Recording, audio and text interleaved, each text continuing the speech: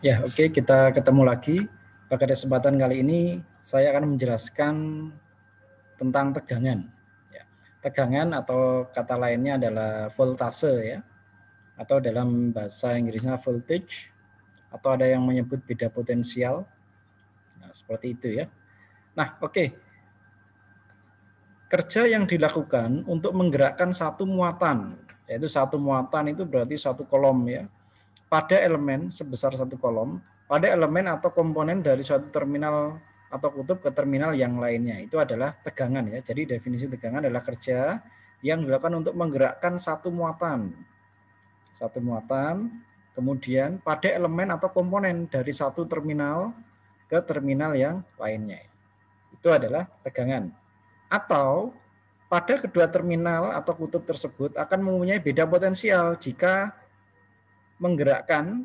kita menggerakkan atau memindahkan muatan sebesar satu kolom dari satu terminal ke terminal lainnya.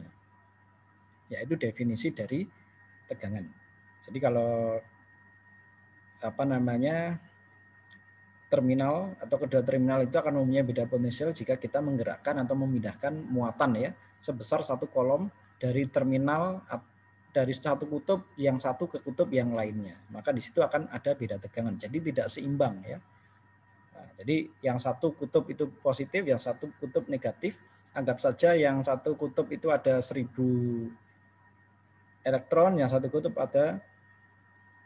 Nah, kalau dia imbang, nah maksudnya ketika netral ya, jadi di kutub positif dan negatif itu imbang, maka di situ tidak ada muatan. Tapi ketika di situ ada perbedaan potensial, yang satu positif, satunya negatif, maka di situ akan ada beda muatan.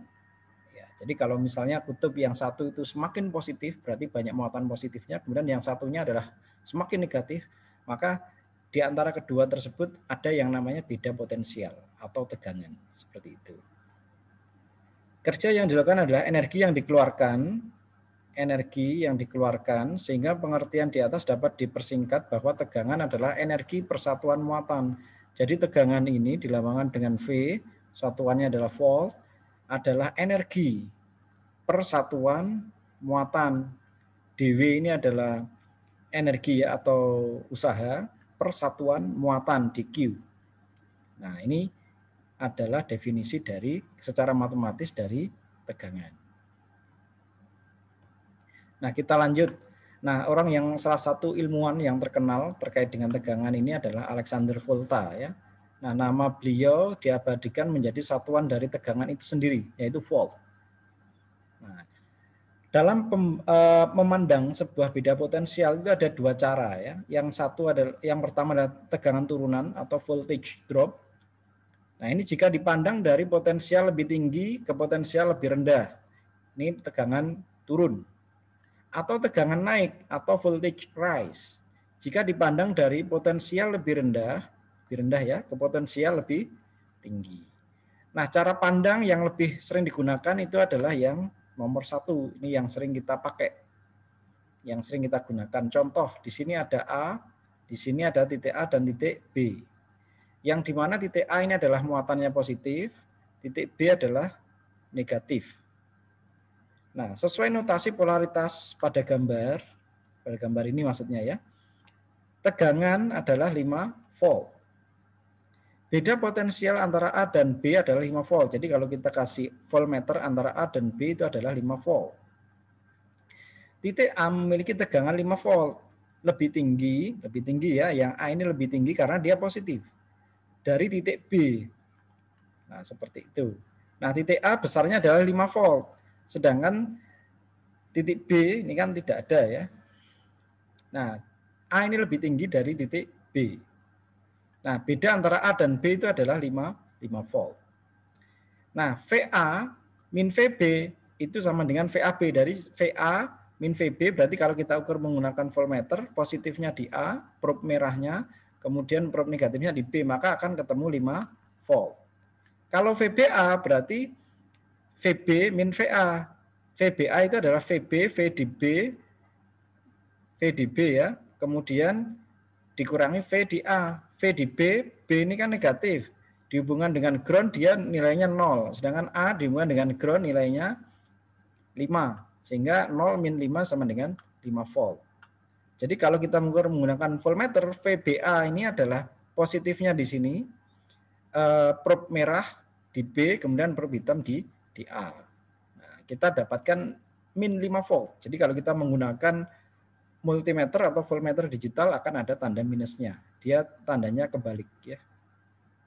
Jadi VBA dan VAB itu berbeda, tetapi nilainya sama-sama 5 volt, tetapi tandanya berbeda. Satunya negatif, satunya positif. Karena yang A ini adalah sumber positifnya di A, yang B adalah sumber negatif. Sehingga yang pas kalau melakukan pengukuran, yang di sini probe positif, yang di B adalah probe negatif. Oke, saya lanjutkan ke elemen aktif ya. Jadi elemen aktif, jadi ada sumber tegangan bebas, ada sumber tegangan tidak bebas. Jadi sumber tegangan ada dua ya, sumber tegangan bebas dan sumber tegangan tidak bebas. Kalau bebas ini independent voltage source, yang tidak bebas dependent voltage source. Dilambangkan seperti ini. Nanti kalau dalam rangkaian listrik nanti akan sering ketemu ini teman-teman ya. Nah lambangnya jadi ada seperti ini, ada positif, negatif, kemudian ada lingkaran. Nah ada lingkaran seperti ini. Ini tandanya bahwa sumber tegangan tersebut adalah bebas. Nah ini seperti ini ya, ini DC kalau ini yang sering kita jumpai. Nah nanti kalau kita sudah bicara rangkaian listrik, nanti akan sering ketemu lambang seperti ini. Kalau bulat, kemudian ada positif, ada negatif, berarti dia sumber tegangan. Nah kalau bulat berarti bebas. Kalau dia tidak bebas atau terikat, nah jadi ada positif, ada negatif, tetapi lambangnya di sini tidak bulat, tapi lambangnya adalah segi empat ya, atau belah ketupat seperti ini. Ini menandakan bahwa sumber tegangan tersebut tidak bebas atau sumber tegangan terikat. Oke, selanjutnya kita ke arus. Arus juga sama seperti tegangan. Ada sumber arus bebas dan ada sumber arus tidak bebas. Ada bebas itu independen, ada tidak bebas itu dependent. Sama. Jadi kalau sumber arus cirinya dia bebas, ada lingkaran. Tetapi kalau untuk arus ada tanda panahnya. Kalau tanda panahnya itu ke atas berarti menunjukkan arusnya itu ke atas. Nah, kalau tanda panahnya ke bawah berarti arusnya menuju ke bawah. Ya, lihat tanda panahnya.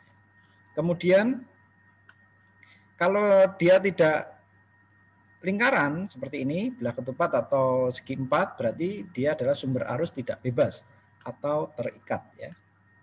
Nah, ini arah dan ada arah tanda panahnya menunjukkan bahwa dia adalah sumber arus. Nah, ini slide selanjutnya. Sumber ada dua ya, sumber ideal dan sumber tidak ideal. Nah, kalau ideal, misalnya sumber tegangan atau sumber arus, ideal berarti dia tidak ada tahanan di dalamnya, tidak ada tahanan dalam atau hambatan dalamnya. Kalau dia ideal. Tapi kalau sumber arus maupun sumber tegangan tidak ideal, maka di dalam sumber tersebut ada tahanan dalamnya. Contohnya ini sumber tegangan bebas ya. Jadi sumber tegangan cirinya ada positif negatifnya, kemudian karena dia bentuknya lingkaran berarti dia sumber tegangan bebas. Nah ini RD ini adalah hambatan dalam. Jadi dalam sumber tegangan tersebut ada hambatan dalamnya. Arus juga begitu, ada hambatan dalamnya yaitu RD. Nah ini arus bebas ya, berbentuk lingkaran. Ya, oke, saya kira cukup terkait dengan tegangan atau voltase.